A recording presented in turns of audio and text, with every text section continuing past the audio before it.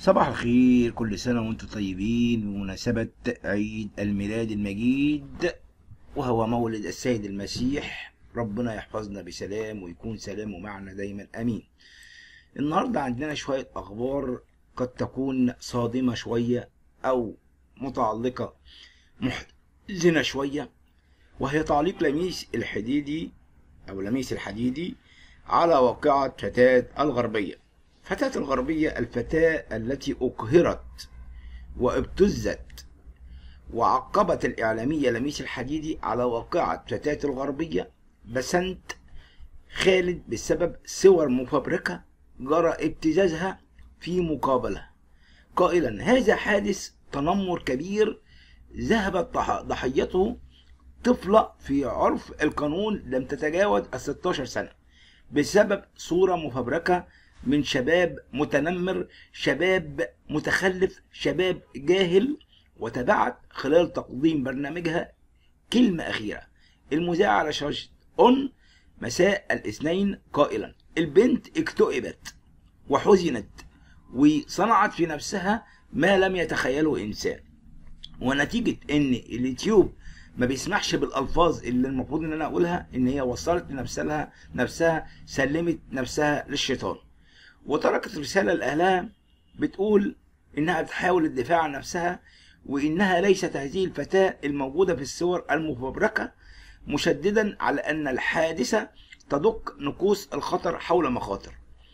وبتقول هذه قلة ادب وجريمة ان يتم فبركة صور لفتاة ودفعها انها تسلم نفسها للشيطان، ويعني احزنت ربنا لانها نفسها ضاعت بسبب هذا الاكتئاب اللي وصلها لمرحلة مش كويسة. وبتواصل بتقول: هذه جريمة نقراء، ليست هي قصة اخلاق، فهذه جريمة كاملة الاركان، ومش هنقدر نقف صامتين ونخرس، لانها ليست الحالة الوحيدة التي تتعرض للتنمر والاستخدام السيء للسوشيال ميديا، وهناك الكثيرين منهم.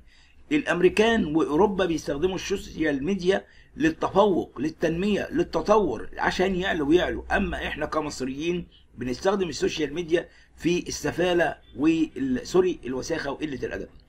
شهدت محافظة الغربية حادثة مأساوية، وتحديدا في قرية كفر يعقوب بمركز كفر الزيات بمحافظة الغربية، حيث أقدمت فتاة عمرها 17 عاما على موت نفسها وإنهاء حياتها بعد دخولها حالة اكتئاب حادة قبيل خطبتها قبل ما تتخطب والتشهير بها على يد صبية كونوا تشكيل عصابي الابتزاز الإلكتروني، ونشروا صورة مفبركة لها في أوضاع مخلة للأداب.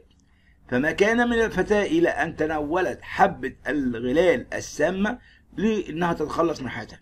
وتلقت مديرية أمن الغربية اختارا من مأمور مركز شرطة كفر الزيات يفيد بورود جاله بلاغ من والد الفتاة البالغ من العمر 49 سنة بيفيد بإنهاء ابنته بسنت حياتها بتناولها حبة غلال سامة، فجاء وتم اتخاذ الإجراءات القانونية، وتولت النيابة التحقيق نقلا عن جريدة الوفد.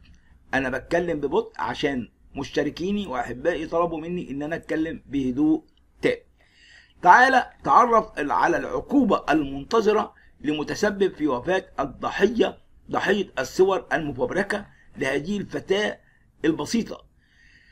حالة من الحزن الشديد سيطرت على رواد مواقع التواصل الاجتماعي أثر موت الفتاة بطريقة صعبة جدا، 17 سنة، ضحية الصور المفبركة التي قررت أنها تنهي حياتها في منزلها بعد تعرضها لاضطرابات نفسية شديدة، وما تقدرش تقبل اللي بيحصل واللي بتسمعه من أهلها وجيرانها بعد تداول السوشيال الميديا الصور بالمخلة للأداب بها. بسنت تنهي حياتها وتترك رسالة لأهلها: حق بسنت لازم يرجع، هاشتاج يا ريت نولعه نخليه نار، يعني نشهر هذا الفيديو بعد تعاطفهم، لأن الفتاة بسنت دي خالد إنها أقدمت على موتها بطريقة لا ترضي ربنا، إذا قالت: ماما يا ريت تفهميني، أنا مش البنت دي، ودي صور متفبركة والله العظيم، وقسما بالله دي ما أنا يا ماما، بنت صغيرة ما تستاهلش إيه اللي بيحصل ده. أنا جالي اكتئاب بجد، أنا يا ماما مش قادرة، أنا بتخنق، تعبت بجد، مش أنا، حرام عليكم، أنا متربية أحسن تربية. وبعد انتشار الرسالة اللي تركتها بسنت بعد موتها بطريقة لا ترضي ربنا على موقع التواصل الاجتماعي، تعاطف الكثير من الناس مع بسنت مطالبين بإعدام مرتكب الجريمة، وأنا بأطالب بأقصى من الإعدام، إعدامه شنقا في وسط ميدان. عقوبة فاعل جريمة الصور المفبركة. وعن العقوبة المتوقعة قال أشرف فرحات المحامي بالنقد إن هذا الشاب ارتكب كارثة كبيرة أثرت على الحالة النفسية الضعيفة للفتاة من إزعاج وتشهير وإساءة إلى سمعتها، والنتيجة كانت مروعة. ولكن إذا كانت الفتاة ضعيفة أو تعاني من مرض نفسي فلا ذنب للشاب بذلك، وعقوبة ما فعله تجاهلها ترجع لمواد خاصة. وقال أشرف إن العقوبة طبقا لقانون تقنية المعلومات مادة 278 من قانون العقوبة 3 سنين سجن وغرامة لا تزيد عن 300,000 جنيه. فالقانون يعاقب فاعل الجريمة على فعله فقط، لأن القانون ما افترضش إن البنت هتاخد أو هتسلم نفسها للشيطان إذا أن هناك رابطة السببية بين الفعل والنتيجة في القانون. بس هي ما اتقتلتش، هي اللي أقدمت على الموت بنفسها. طبعا لا، لأن هو اللي وصلها، لأن دي فتاة وصلها لهذه المرحلة. أسرة الفتاة بسنت تفجر مفاجأة جديدة أمام النيابة. منشط أنا مش بجيبه من دماغي ولا من وداني، بجيبه من قنوات أخبارية مصممة، أو تقدر تقول أخبار مصر اليوم، أخبار كل الأخبار.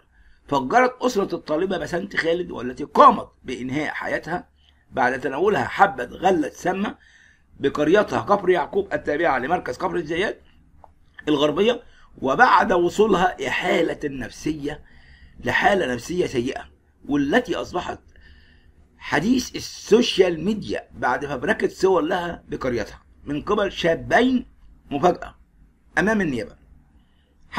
كشف خالد شلبي والد الفتاة عن مفاجأة مدوية قال بقى قدام المستشار محمد الشرنوبي رئيس نيابة كفر الزيات ببلاغه الجديد باتهام الشابين دول من القرية بتلفيق صور كاذبة وخادعة لابنته أدت إلى تعرضها لضغوط نفسية.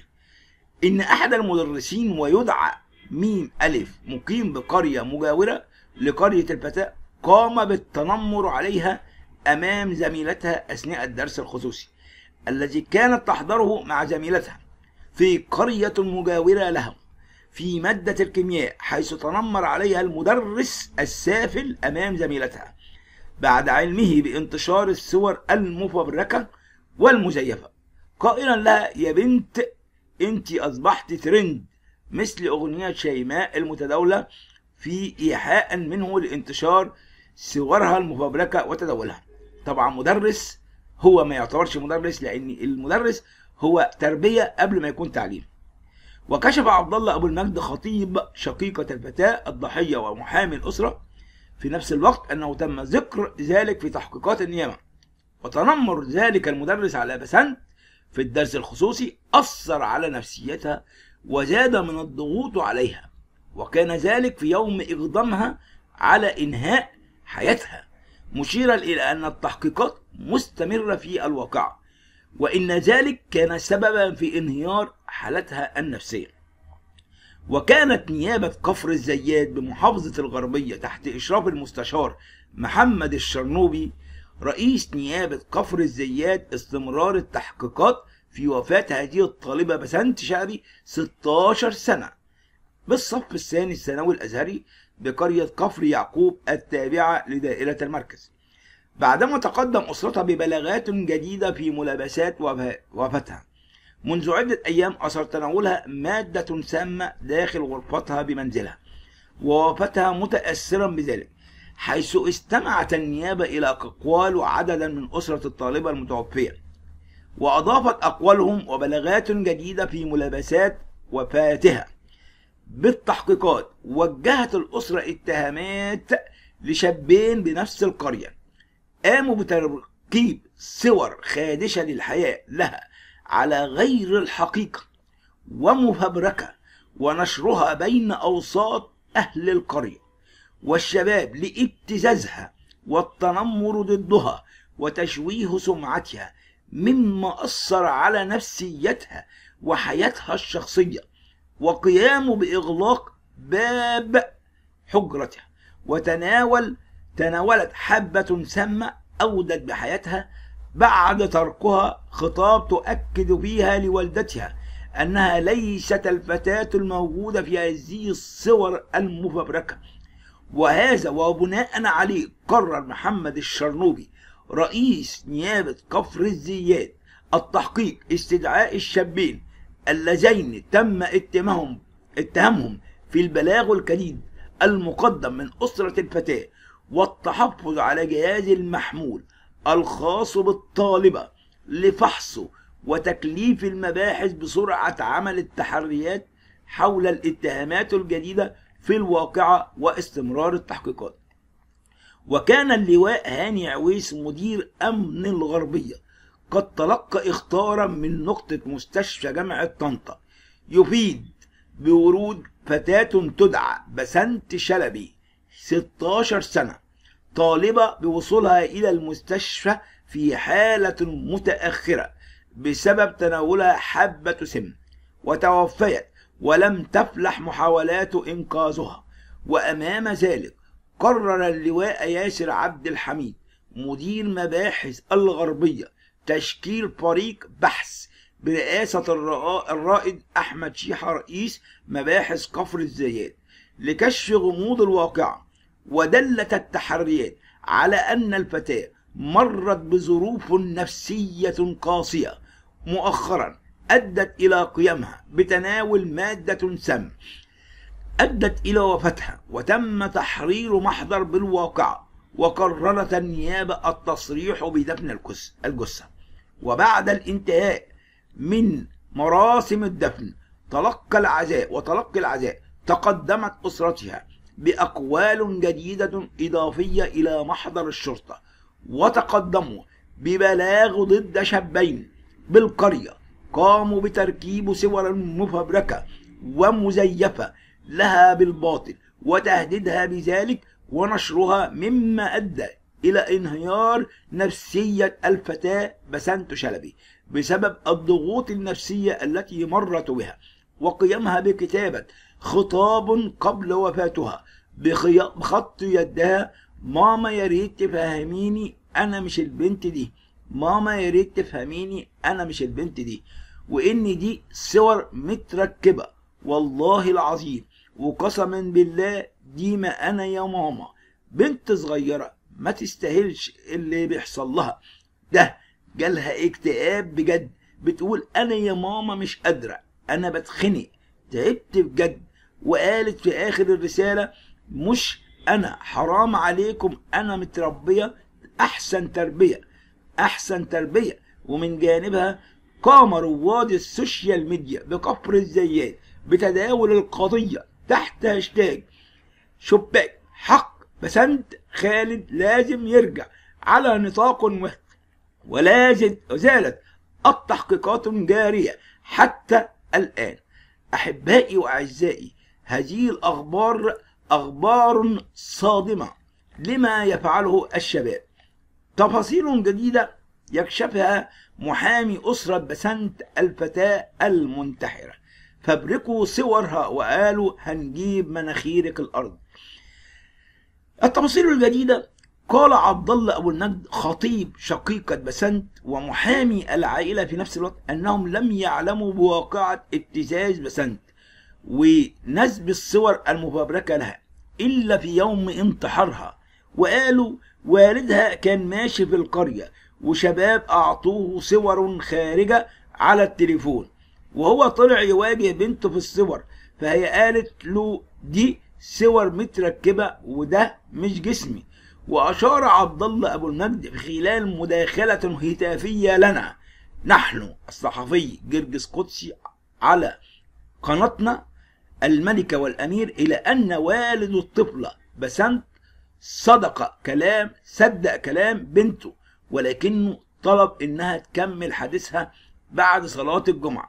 ولكن بعد عودته من صلاة الجمعة فوجئ بالصراخ، وفوجئ أن ابنته أقدمت على موت نفسها نظرا للظروف والضغوط التي مرت بها. سامحوني على انفعالي، ولكن هذا ما يحزننا ويبكينا. وقالت والدة بسنت عندها جلطة ومش بتتحرك قبل موضوع بسنت، لأن عندها الضغط والسكر، ولأن كان لها 3 أبناء غير بسنت توفوا، ودي قبل وفاة بسنت بفترات، ووالدها حالته الصحية سيئة وتم نقله إلى المستشفى اليوم، والحالة صعبة لأن هذا رابع طفل يموت لهم. يعني شيء مبكي. قال خالد شلبي والد بسنت ضحية الابتزاز الذي أدى إلى وفاة ابنته في الغربية إن ابنته الراحلة متفوقة دراسيا وحفظت كتاب الله وهي في الصف الخامس الابتدائي وحصلت على جوائز بذلك. وقالت في مداخلة هاتفية لنا كلمة أخيرة: الذي تقدم إلينا الاثنين البنت متربية أحسن تربية وكل البلد بتحبها عشان أخلاقها، وفي يوم من الأيام كان عندها درس الساعة 10 الصبح، ورجعت البنت بهذا اليوم حزينة وما كانتش عارفة وكناش عارفين ايه سبب حزنها وبسبب تغير لونها، وكانت عينيها غرقانة من الدموع بعد معايرتها ما مدرسها السافل عايرها في الدرس وقال لها انت بقيتي ترند زي شيماء. وبهذا الوقت كنت انا على علم بما حدث وما يتداوله عبر السوشيال ميديا، وانتظرتها في البيت بعد الدرس وسألتها ايه ده؟ قالت البنت فوجئت اني عرفت بقصة الصور، وقالت يا بابا ده مش انا. وفعلا الصور والفيديو كانت لفتاة جسمها مختلف عن بنتي. الاب بيقول كده: ودت الفيديوهات المفبركة لسيدة اكثر سمنة من ابنتي، واخدين صورها ولازقينها على جسم واحدة عريانة، وانا ما زعلتهاش لاني عارف ان بنتي وعارف اخلاقها وعارف انها حافظة القرآن وبتصلي. اضاف ان الصور منتشرة في البلد عن طريق الناس، قائلا: هديت بنتي ورحت اصلي، قالوا تعالي البيت، البنت مغمى عليها، قالوا لي تعالى الحق بنتك مغمى عليها، واحنا بطريقنا للمستشفى الجامعة حاولت تقول لي يا بابا انت مصدقني ان الصورة دي مش بتاعتي وانا متربية احسن تربية. قلت لها يا حبيبتي انا عارف انا اني مش انت دي اللي في الصور. كلمة اخيرة تذاع من السبت الى الثلاثاء لنا نقلا عن اخبار اليوم، حقيقة امر محزن ومبكي. تعرف على اسماء متهمي قضية رشوة وزارة الصحة ويعلن عنها الاعلامي عمرو اديب. اعلن الاعلامي عمرو اديب حصوله على امر الاحالة في قضية رشوة وزارة الصحة، كاشفا لأول مرة أسماء المتهمين في الواقع. وقال عمرو أديب خلال تقديمه في برنامجه المذاع على فضائية MB مصر أن قرار الإحالة صدر من المحامي العام الأول نيابة أمن الدولة العليا، ومتهم في قضية كل من محامي عبد المجيد الأشهب أخصائي أول بشركة مصر للتأمين على الحياة، ومالك السيد عطية إبراهيم، وحسام الدين عبد الله، ومحمد أحمد بحيري مدير عام إدارة التراخيص بإدارة العلاج الحر. وأضاف عمرو أديب أن القضية ليست بها الدكتورة هالة زايد وزيرة الصحة ولا ابنها ولا أي من أقاربها، حققت الواقعة ولازم كل واحد ياخد حقه. السيدة نظيفة اليد وكانت تعمل بكل طاقتها من أجل مصر. كان النائب العام أمر بإحالة 4 متهمين للمحاكمة الجنائية في قضية رشوة واستعمال نفوذ للحصول على مزايا من مسؤولين بوزارة الصحة.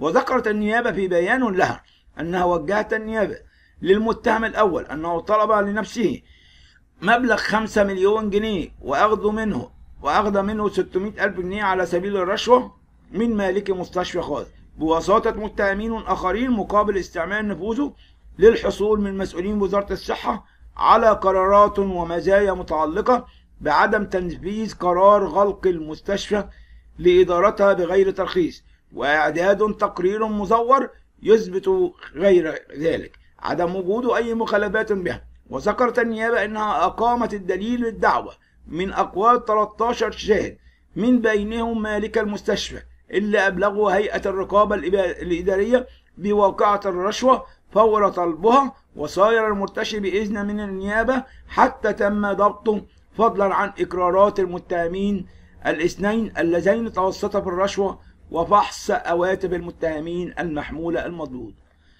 أحبائي وأعزائي، هذا وخبر أخير، هل يعاملك طفلك بكل الاحترام؟ اعرف الأسباب وإزاي تعالجها، وده الفيديو اللي احنا هنقدمه المرة الجاية. شكرا لكم أحبائي وأعزائي، ولكم مني كل الحب والتقدير، وسلام الرب يكون معكم أمين. لا تنسوا اشتراككم في قناة الملكة والأمير. سلام الرب يكون معكم.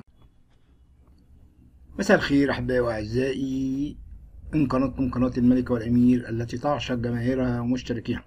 كل الشكر ليكم، كل والأفضل ليكم أولا وأخيرا في قناة الملكة والأمير. الملكة هي العذراء ومرجلس الأمير، وهقول عشان أنا مسيحي باسم الآب والابن والروح القدس الإله واحد أمين، عشان الناس اللي بتقر وتحاول، سواء الأخت زينب ولا الأخ التاني ولا الإخوة اللي هم اللي بيحاولوا إنهم يدسوا السم في مشتركيني. لا، أنا مسيحي أرثوذكسي وشماس، واسمي برجس، بقرار رسمي إزالة منطقة كاملة في مدينة نصر. والسبب: كشف مصدر في محافظة القاهرة تفاصيل إزالة منطقة الحي السادس بحي غرب مدينة نصر بالمنطقة الشرقية في محافظة القاهرة وبناء أبراج جديدة.